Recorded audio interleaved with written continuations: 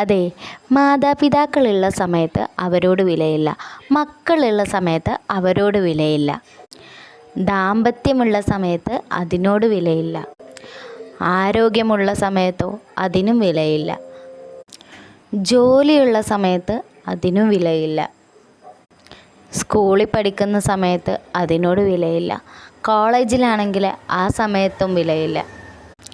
എന്താല്ലേ, ഇതാണ് ശരിക്കും മനുഷ്യൻ എന്ന് പറയുന്നത്.